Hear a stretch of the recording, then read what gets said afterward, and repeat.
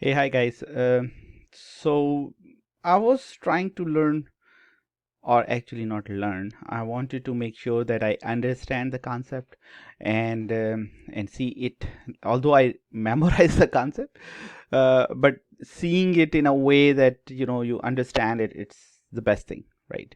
So we have a law of route reflector client, right? So if we look at this rule, we have three rules of a route reflector, okay, which is mentioned in RFC 1966, and it says that if a route reflector receives a route from a non-route reflector client, it will advertise to a route reflector client.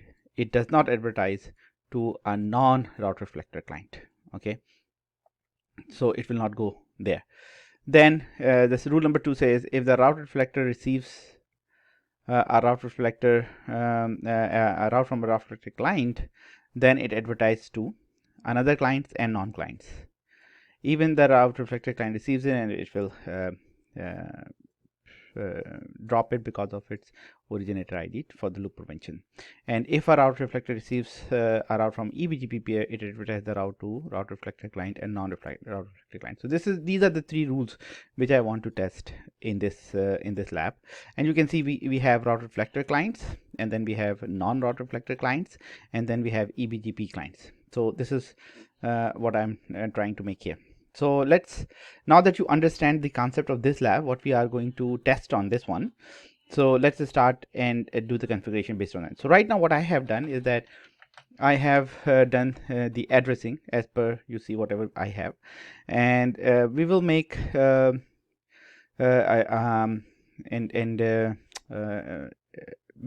autonomous system 1 and then 6 and 7. So they are two different BGPs and they are in one BGP system, these four routes, and these greens will be route reflector client, blue will be non-route reflector client, red will be the eBGP client. So based on that, let's start configuring one by one, and I'm not going to advertise anything until we know that we have all the adjacency and everything is up, right?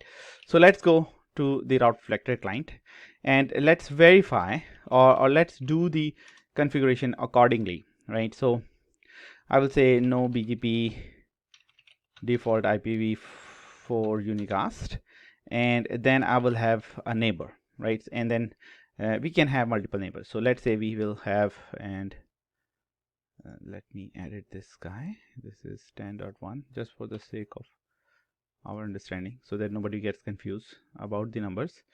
So let's continue. Neighbor 10.1.12.2, right?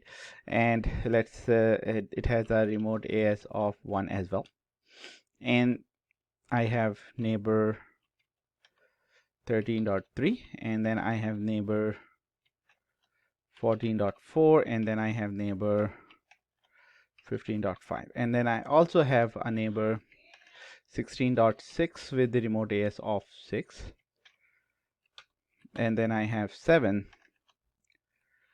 with the remote AS of 7. Okay, now inside address family IPv4 unicast, I will have all these neighbors activated. So I will have this guy activated. I can use activated, and if you look at the configuration, right, so you can see that the one I'm activating is only gonna get activated. So I'm gonna activate all of them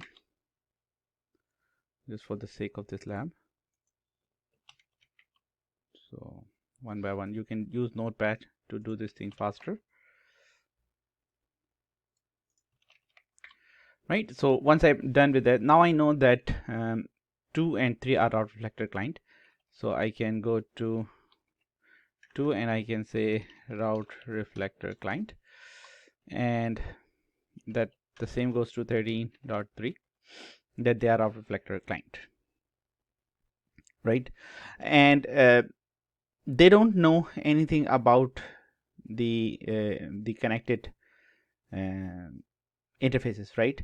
So for the inbound, ones. For the inbound one, I will be advertising it, and I'm advertising the links itself, but I'm not going to advertise the loopback which I have created just for to see how it's going to work, right? So to do that,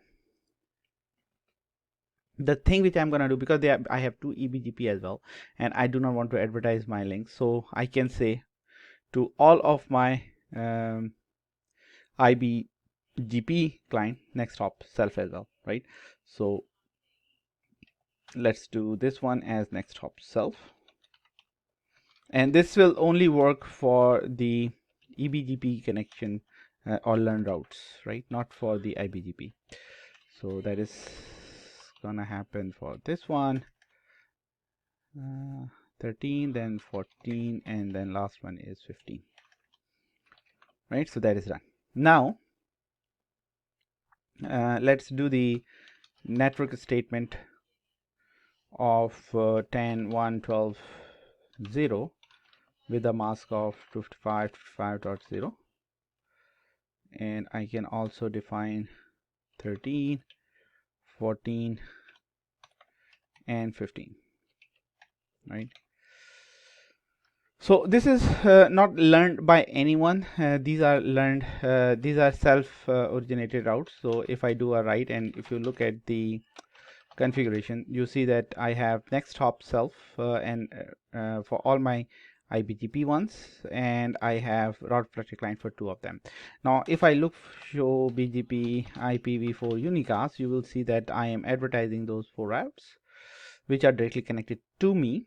And if I go on, well, right now nothing has been advertised because they are not running. So let's go on router 2 and do the configuration there, and then 3, then 4, then 5, then 6 and 7. Then we will learn about things. Okay. So but remember that these routes, these routes are self-originated routes. They are not received by anyone, but you remember the rule says that it receives from, and receives from, right? So these are not received from anyone, these are self-originated ones. So that is why I put it there. So let's go on to router 2. Let's do router BGP 1. Let's do no BGP default IPv4 unicast. Let's create a neighbor 10.1.12.1, and let's say remote is 1. I do not need to advertise anything because router 1 is doing everything for me. I only need to go into address family, and I have to activate this guy, and that is it. So you will see that the neighbor relationship will come up if we wait. Yeah, there you go. And if we look at the unicast routing, we see that because this is we already know we are directly connected, so this is rip failure happening here. R is for rip failure, right here, and others are I'm receiving as a route from 10, 12, 1. So this will help me when I'm gonna learn a loopback from any for the reachability, for the next hop reachability thing, right? This will help me on that one. I can run IGP to fix this issue, but I'm just advertising it in there. So I'm gonna do the same on router 3. So if I do show run section router BGP, and if I take this configuration and put it in a notepad, right? So if I put it in a notepad, I just need to change it to 3 and 3, and I will just copy it here. So there you go. So this is one thing. For 4 I will do the same, so it will be 14 and 14. Nothing, no changes here. So router 4 is done here. Then router 5 is easy as well, right? So router 5 is done here. So we have done all our IBGPs. Now let's move on, and if you look, just for the sake of it, if you look at router 3 show BGP IPv4 unicast, it will have, it is still calculating. So we'll wait, and we'll do router 6 in the meantime, right? So for router 6 it will be 6. This will remain the same, so this will become 6, this will become 6, and if I do this, in config t. This will work for me, right? And if you look at just for the sake of that, I'm just going to show you that I have actually put 6 and 7. Okay, so for 7 it will be 7, 7 and 7, and I will put it inside the 7. There we go. So now if we go to router 3 and do this command again, you see that now 13 is a RIP failure, others I'm receiving. If I go to 4, show BGP IPv4 unicast, we can see 4 is RIP and we are receiving others. If I go to 5, you will see that I'm receiving 12, 13, 14, 15 is a RIP failure. And if I go to 6, show BGP IPv4 unicast, you see that I'm receiving 12, 13, 14, 15, right? And they are coming from 16.1 is my next hop. So I can close this guy. Okay, so now that we have all this information, right? All this information I have, let's read about the first rule. The first rule says, if a route reflector receives a route from a non-RR client, right? From a non-RR client, it advertises the route to a RR client. It does not advertise the non-route reflector client. So it means that in our case, if router 4 advertises its loopback, I'm going to send this to my RR client, but I will not be sending it to any non-RR client. So it includes eBGP as well, right? So let's do that. Let's verify. If I go to router 4, if I go inside router BGP1, address family IPv4 unicast, and then I say network 10.4.4.0 with the mask of 255.255.255.0. So now it's advertised. So if I look at show BGP IPv4 unicast, you can see that now I'm advertising this, right? So now let's go verify route reflector receiving it. So show BGP IPv4 unicast. So router 4 is receiving, router 1 is receiving router 4 route, right? Now let's go and see 5 is 5 receiving it. So if I do the same command here, 5 is not receiving it. But if I go to 2, 2 is receiving it. So it means that 3 will receive it too. So 3 is receiving it. Let's talk about 6. 6 is receiving it, right? 6 is receiving it, and 7 is also definitely going to show BGP IPv4 unicast, and 7 is also receiving it. So in this statement, the first rule, it says if RR receives a route from a non-RR client, the RR advertise the route to RR client. It does not advertise to a non-RR client, which is true because it is not advertised to router 5. And let's watch it again. It is not advertised to router 5. It is advertised to RR client number 2. It is advertised to RR client number 3. And it's also going to be advertised to the eBGP neighbors. Okay, so now we have confirmed rule number 1. Let's talk about rule number 2. Rule number 2 says if a RR receives a route from a route reflector client, it advertises to route reflector client and non-client, okay, client and non-client, even to the guy who sent it, then it will deny it based on the originator IT. So let's go to, in our case, let's go to router 2 and advertise its loopback and see where it goes, right?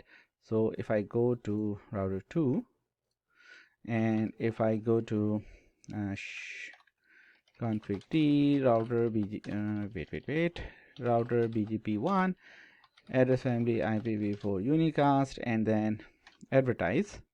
So let's advertise 2.2.0 with the mask of 255.255.255.0.